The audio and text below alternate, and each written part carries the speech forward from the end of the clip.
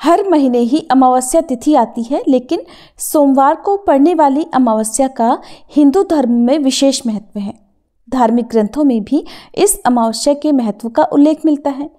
आपको बता दें कि महाभारत काल में पांडव सोमवती अमावस्या पर गंगा स्नान और दान करने के लिए पूरा जीवन भर तरसते रहे, लेकिन उनके पूरे जीवन में सोमवार को अमावस्या की तिथि कभी नहीं पड़ी। सोमवार के दिन अमावस्या का पड़ना बहुत दुर्लभ होता है। ऐसे में इस बार पौष महीने की जो अमावस्या है वो सोमवार के दिन पड़ रही है, जो कि अपने आप में बहुत ही दुर्लभ संयोग है और ये अंग्रेजी कैलेंडर के अनुसार साल की आखिरी अमावस्या भी होगी। तो ऐसे में चलिए आपको बताते हैं साल की आखिरी सोमवती अमावस्या कब है, इसका महत्व क्या है और इस दिन स्नान दान का और पितृ तर्पण का शुभ मुहूर्त कब से कब तक रहेगा। सोमवती अमावस्या को सूर्य और चंद्रमा एक सीध में होते हैं और सोमवार का दिन चंद्रमा को समर्पित है, इसलिए इस दिन का पुण्य और अधिक बढ़ जाता है। वहीं सोमवार का दिन भगवान शिव का भी प्रतीक माना जाता है और चंद्रमा उनके मस्तक पर विराजमान है, इसलिए सोमवती अमावस्या पूरी तरह से भोलेनाथ को भी समर्पित है।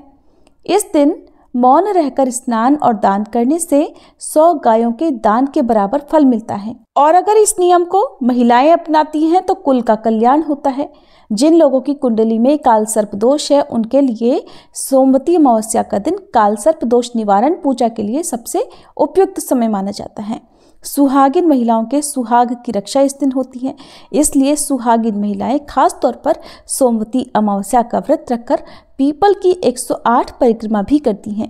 इस दिन पवित्र वृक्षों के नीचे दीप जलाने से, पितरों के निमित्त दक्षिण दिशा की ओर मुंह करके दीप जलाने से, बहते जल में दीपदान करने से सभी रुके हुए कार्य पूरे हो जाते हैं, जीवन में चल रही परेशानियों का अंत हो जाता है और सभी मनोकामनाएं भी पूर्ण होती हैं। इस बार सोमवती अमावस्या के दिन सारा दिन वृद्धि योग भी बन रहा है। ऐसे में आप अपनी सुविधा के अनुसार वृद्धि योग में स्नान दान कर सकते हैं। सुहागिन महिलाएं इस दिन भगवान शिव और माता पार्वती की विशेष पूजा अर्चना अभिजीत मुहूर्त में करती हैं और सुबह के समय पीपल की 108 बार धागा लपेटकर यानी कलावा लपेटकर परिक्रमा करते हुए पूजा करती हैं। इस दिन भगवान विष्णु की भी पूजा का विधान है। धान, पान और खड़ी हल्दी को मिलाकर उसे विधान पूर्वक तुलसी जी के पौधे पर भी अर्पित किया जाता है। ऐसा करने से दुर्भाग्य भी सौभाग्य में बदल जाता है।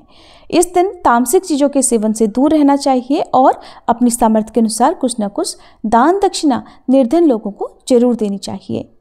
इस बार अमावस्या की तिथि प्रारंभ होगी 30 दिसंबर सोमवार को सुबह 4:02 से और अमावस्या तिथि समाप्त होगी 31 दिसंबर मंगलवार को सुबह 3:56 पर। इसलिए उदया तिथि के अनुसार इस बार केवल 30 दिसंबर सोमवार को ही अमावस्या रहेगी।